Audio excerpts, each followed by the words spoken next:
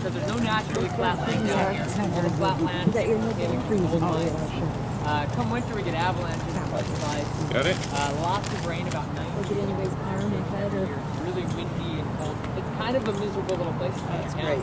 The only reason Tell me where I'm at today. Okay, today we are in Juneau, they built that Alaska. one just months Pleasantly after the surprised, war not as cold as I thought it would be. Maybe it's in military the seaplanes. mid-50s. They put that one there to kind So of far so facilitate good. the No rest rain. of the military Another good work thing. throughout this Very area. pretty. Just got started on this tour. And then We're one on other our thing way we up can to see from Mendenhall over here, if we look Glacier. over towards Mount Over and out. Roberts,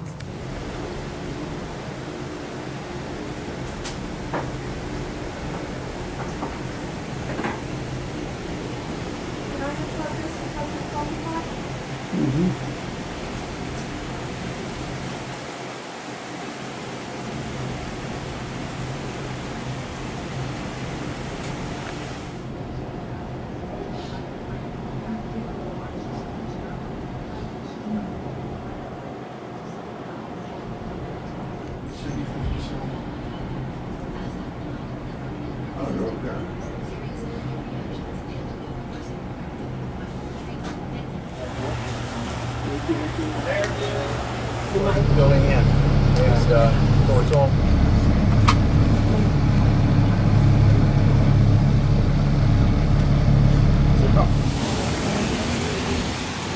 Yeah, that's probably the little salmon ladder house or thing.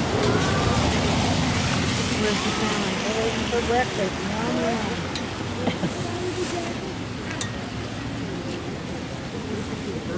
Where's the fish? Oh, there's a whole bunch of them. Oh, I see. Hey guys, there's a whole bunch Right there. Right there. See him right there? Oh yeah. They're just Oh, yeah. This is all solid fish.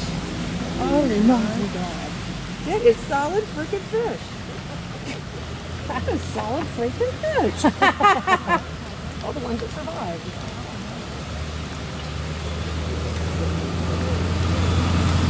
It's kind of like a painting. Should have come with my umbrella, you think?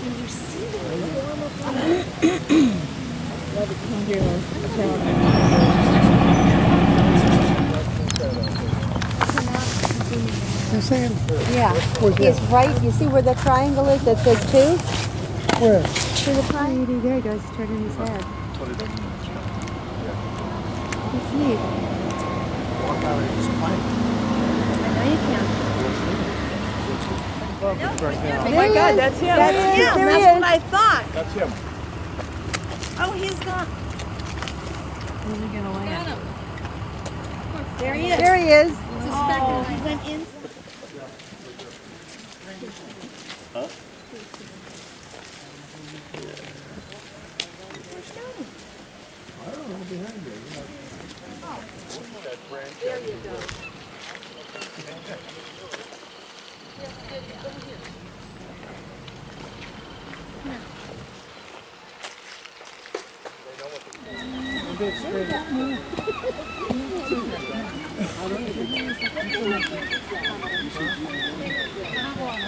Those are all seagulls.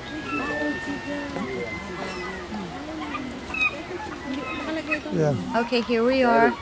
Labor Day, Monday 6th, 2015. We are now in Ketchikan, Alaska, looking for bears, so we are told.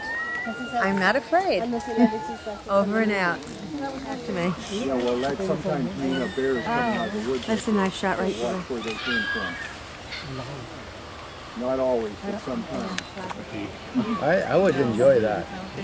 No, you can't change your mind. That's what I don't like. Oh, yeah. it's just like a whole awakening. It's nice, awesome. Everyone's up in the top of this tree up here.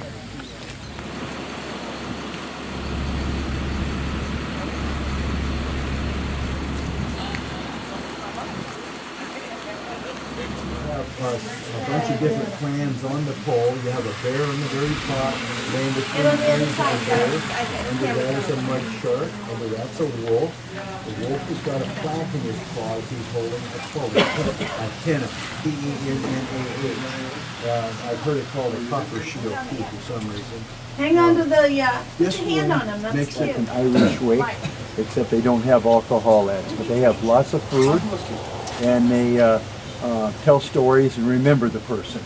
And if a pole died, a debt was owed to him that had never been paid. And because they painted the face kind of light colored, tells us it was a white man that owed the debt. And the red on the nose and on the side of the cheeks, that's their way of saying they thought he was a cheap white man because he didn't pay his debt. And then there's a bear on the bottom. Now the debt was owed by a man named William Seward that instigated buying Alaska. Today, every guest will get a gift of some kind. And their custom calls for you to reciprocate with a gift to the host. Your gift back, they gave you time to go home and make, or have someone make something suitable to bring back and give to the host. Well, Seward left with whatever he got as gifts, and as a guest of honor, he probably would have gotten, from the native point of view, the finest gifts available. And he never came back. And so Ebbets, a couple of years later, 1871 or so, put up a ridicule pole. Now that log laying up there was part of the ridicule pole. It rotted last summer. And that man that's being carved in there, that is a replacement. The ridicule pole put up when someone owed a debt and didn't pay it. And once you paid your debt, the pole became your property and you would tear it down and destroy it because it was shaming you and your family. Which pole is that? Huh? Which pole is for the debtor? It's laying there on the ground. It doesn't exist right now. And on the top was a figure of a box, kind of about 4 feet square or so, and maybe about that deep. Sitting on top was a figure of a man, painted all black except for his hands and feet and face. They were white man. The black was kind of part of the insult or ridicule because it meant he had no clothes on, naked up there.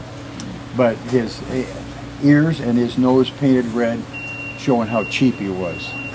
And then he had a hat on, they called it a potlatch hat, that had nothing to do with the shame, because you might have a potlatch hat woven out of cedar bark in different kind of shapes.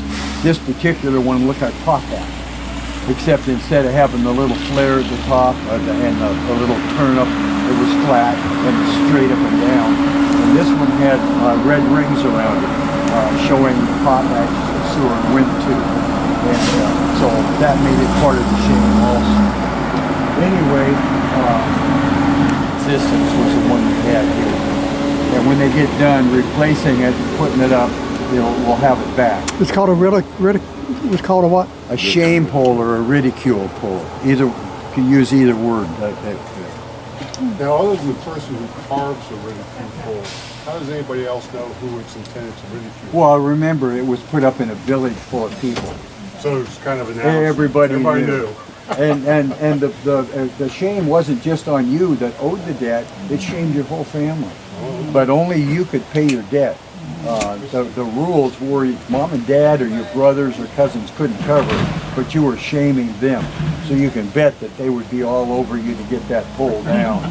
And I imagine that as soon as the debt was paid correctly, the whole family would tear it down and destroy it. That's an interesting concept. Yeah.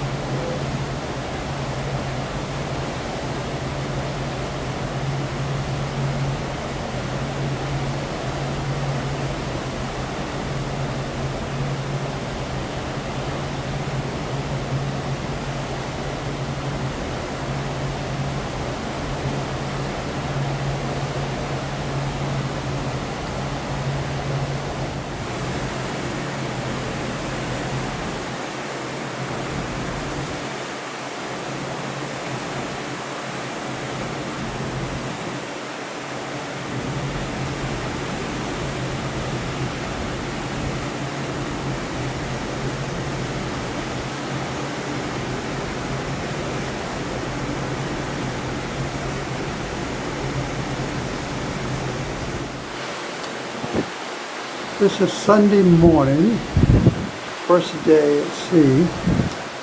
Sun is just breaking out.